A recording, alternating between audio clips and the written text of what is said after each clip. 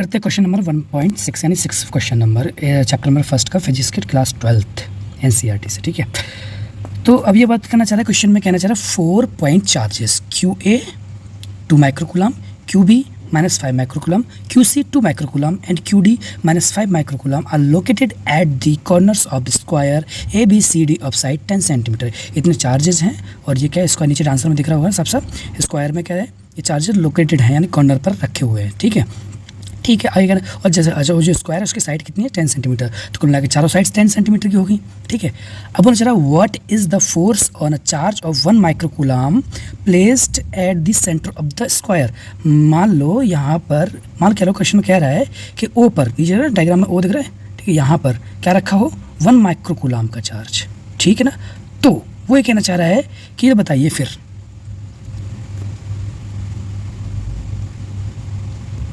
तो बताना चाह रहा है फोर्स क्या होगा 1 माइक्रोकूलम वाले चार्ज पर, सेंटर पे क्या फोर्स होगा चारों कॉर्नर वाले चार्जेस के कारण। ठीक है, अब देखिए जरा ऑब्जर्व करते हैं इस डायग्राम को, जैसे समझने की कोशिश करते हैं। ठीक है, इधर देखो, इसमें क्या है कि A के सामने C, दोनों पे प्लस 2 माइक्रोकूलम चार्ज, माइक्रो को कन्वर्ट कर सकते हैं 10⁻⁻6 से मल्टीप्लाई करते हैं तो 2 माइक्रोकूलम किस में कन्वर्ट हो जाएगा, कूलम में। ठीक है, तो कुल मिलाकर के अभी देखिए इधर -5 डी पर और बी पर भी -5। ऐसा नहीं लग रहा है कि ये दोनों के दोनों सेम चार्ज हैं, ये भी उतनी ताकत से खींचेगा, ये भी उतनी ताकत से खींचेगा, ये उतनी ताकत से रिपल्सन करेगा, वो उतनी ताकत से रिपल्सन करेगा, यानी कि पॉजिटिव रिपल्सन करते हैं, नेगेटिव पॉजिटिव अट्रैक्शन करते हैं। ठीक है, तो यहाँ पर बीच में जो 0.1 चार्ज रखा, सॉरी 1 माइक्रोकूलम चार्ज रखा हुआ है उस पर अट्रैक्शन रिपल्सन लगने वाला है, ये कंफर्म हो गया पहली बात, क्योंकि प्लस माइनस बता रहे हैं। लेकिन यार जो दोनों तरफ से एक हाथ को इधर से खींच रहा है 1 कूलम, मान लो सेंटर पर तुम खड़े कर दिए गए है ना, एक हाथ करके एक की तरफ, एक हाथ कर दिया जाए सी की तरफ, दोनों तरफ से बराबर फोर्स लग रहा होगा है ना, खींचने वाला रिपल्सन वाला है ना, सी ए पे लगाना जा रहा है, ए सी पे लगाना जा रहा है, वैसे भी Q प्लस है तो उस पर भी रिपल्सन लगेगा, तो बराबर फोर्स लग रहा होगा। कुल मिलाकर के ये है कि इस पर कैंसिल करने वाले हैं ये दोनों फोर्स एक दूसरे को, है ना, ये बंदा कहीं मूव करने वाला नहीं है क्योंकि उतनी ताकत से वो रिपल्सन दे रहा है, इतनी ताकत से ये रिपल्सन दे रहा है। अब आती है बात B और D की, B और D पे अब हाथ घुमा लो, इधर एक हाथ B की तरफ कर लो, एक हाथ D की तरफ, एक अट्रैक्ट कर रहा है B, उतनी ताकत से अट्रैक्ट कर रहा है C। अब ना तुम इधर जाओगे ना तुम उधर जाओगे, कहाँ रहोगे, उधर ही रहोगे, तो ये दोनों फोर्स भी क्या कर रहे हैं, कैंसिल कर रहे हैं एक दूसरे को, उधर दोनों फोर्स भी क्या कर रहे हैं, कैंसिल कर रहे हैं दूसरे, यानी बंदा कहीं नहीं मूव हुआ, यानी कि फोर्स कहीं लगा ही नहीं, क्योंकि डिस्प्लेसमेंट 0 हो रहा है एक तरह से उस चार्ज का, ऐसा भी कह सकते हैं। ठीक है, तो कुल मिला के फोर्स 0, तो वर्क डन 0 हो गया, फोर्स भी यहाँ पे एक तरह से 0 कह सकते हो। ठीक है, अब कहने वाला क्या है आगे, इसको जरा सॉल्व करने के हिसाब से कहते हैं, वैसे आंसर तो आ गया 0। ठीक है, कि कितना फोर्स लग रहा है इस पर 0, लेकिन फिर भी इसकी क्या डेफिनेशन कर रखी है वो देखते हैं जरा, सॉल्व कैसे कर रखा है वो मैंने साइड में लेकर रखा है। ठीक है, एडिटिंग के मेरे पास जितना टूल्स है उसी का इस्तेमाल करके मैं कर रहा हूँ। ठीक है, बाकी मैं थोड़ा सा तुम लोगों की दया से आगे जाके लाइक सब्सक्राइब शेयर बढ़ जाएगा, पैसा आ जाएगा तो अच्छा खासा सुविधाएँ दे दूँगा मैं भी। ठीक है, आगे बात करते हैं। इसमें क्या दे रखा है, साइड दे रखी है हमको। ठीक है, साइड कितनी दे रखी है, AB BC CD AD सारे 10 सेंटीमीटर, वेरी गुड। फिर दे रखा है डायगोनल, हम जानते हैं डायगोनल सम है कॉर्नर्स से कॉर्नर तक का लाइन डायगोनल्स होता है जिसे नहीं कहते हैं विकर्ड।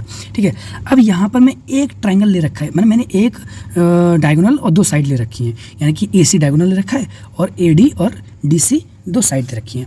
अब मैंने पाइथागोरस थ्योरम लगाया, क्यों लगाया है पता है, क्योंकि मुझे बीच का A से लेके C तक का पूरा लेंथ डायगोनल चाहिए था मुझे।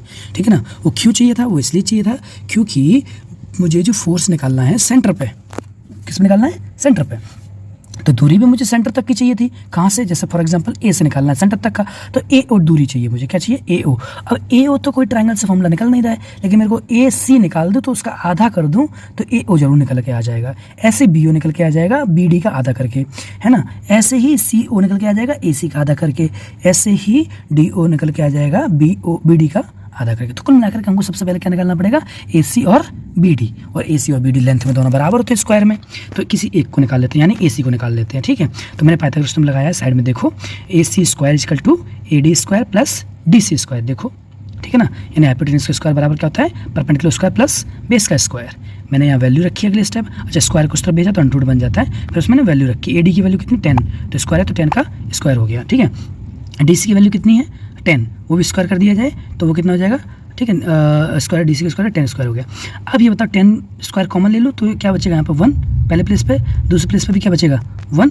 ठीक है, तो यहाँ 10 स्क्वायर कॉमन लेने पर ऊपर वाले स्टेप में। ठीक है, और अब मैं क्या करने जा रहा हूँ, इसमें मान लीजिए मैंने कॉमन लेने के बाद 1 1 कितना होता है √2। अब 10 स्क्वायर है, ठीक है, तो अंडर रूट हट जाएगा इससे, तो ये बचा, ठीक है। 1 1 पर कितना हो गया +2, तो ये अंडर रूट 2 के अंदर है क्योंकि इसका स्क्वायर नहीं बन पाया इसलिए, ठीक है। तो AC की वैल्यू कितनी आ गई 10√2। अब AC का मुझे आधा करना था, क्यों करना था, क्योंकि मुझे आधे आधे ये चीज़ चाहिए थी। जैसे AC का मैं क्या करूँगा आधा, तो मुझे क्या मिल जाएगा AO मिल जाएगा या फिर CO मिल जाएगा, ठीक है, क्योंकि लेंथ BD भी बराबर है AC के, तो इसके भी वही आंसर आएंगे जो इसके आ रहे हैं, ठीक है। तो कुल मिला के AC का हमारा है 10√2, तो हम AC आधा कर देंगे तो कितना हो जाएगा, 2 से डिवाइड देंगे 10 में, तो कितना हो जाएगा भाई साहब, सिंपल सा 5√2। कितना हो गया जी 5√2, जो कि बराबर है AO के, और AO बराबर है OB के, OB बराबर है OC के, OC बराबर है OD के। क्लियर, सारी क्लियर होगी लेंथ। तो देखो यहाँ पर ये बंदे ने यह निकाल के रखा है, हमने कैलकुलेट कर लिया। AC बराबर BD का था तो हमने डायगोनल्स निकाल दिए 10√2, ठीक है, और इसका आधा करने पे क्या है हमको 5√2, ये सेंटीमीटर में आंसर आएगा। अब हमने इसमें कुछ थ्योरी दे रखी है, उसको जरा पढ़ लेते हैं, वही थ्योरी देगा जो हम बोले थे, ठीक है। अब जरा समझना ध्यान से, एक चार्ज है ऑफ अमाउंट, अच्छा तुम्हें फोर्स निकलवाया, अब क्या निकलवाया तुमसे फोर्स, तो तुम फोर्स निकाल दोगे ना, कौन सा फॉर्मूला लगा, कूलम्ब्स लॉ का 1/4πε0 लगा करके, ठीक है ना, कि 1/4πε0 Q1 Q2/r² लगा करके, ठीक है।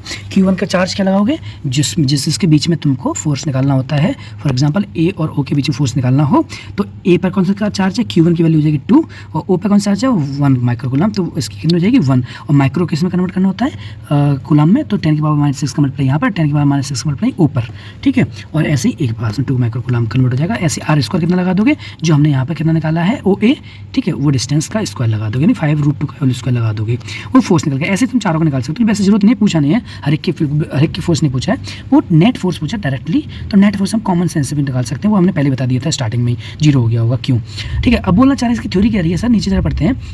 वो कहना चाह रहा है force of repulsion between charges placed at a corner A and centre O is equal to the magnitude but opposite in direction. तो मैंने बताया ना, ये 2 माइक्रोकूलम A पर भी और C पर भी है, तो ये दोनों मैग्नीट्यूड में कितने हैं, क्वांटिटी में कितने हैं, दोनों बराबर हैं, और रिपल्सन फोर्स दे रहे हैं, ठीक है। तो क्या कर रहे हैं, अपोजिट डायरेक्शन में रिपल्सन दे रहे हैं, relative to the force of repulsion between the charges placed at the corner C and O, hence they will cancel each other. क्या कर देंगे, ये कैंसिल कर देंगे, है ना, एक दूसरे को।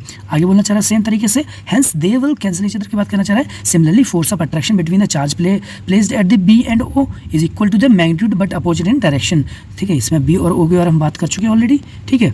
ये भी क्या कर सकता है, ये कैंसिल कर देगा, ठीक है, लेकिन यहाँ अट्रैक्शन लग रहा है, ठीक है ना। हाँ जी, आगे बात करना चाह रहा है भाई, इतनी इंग्लिश तुमको भी आती है, मुझे भी आती है, लेकिन फिर भी समझ ले रहे हैं, ठीक है। B at center O is equal to the magnitude but opposite in direction relative to the force of attraction between the charge placed at corner D and center O, hence they will also cancel each other, यानी सब के सब एक दूसरे को cancel कर रहे हैं, हमने पहले ही बोल दिया था स्टार्टिंग में।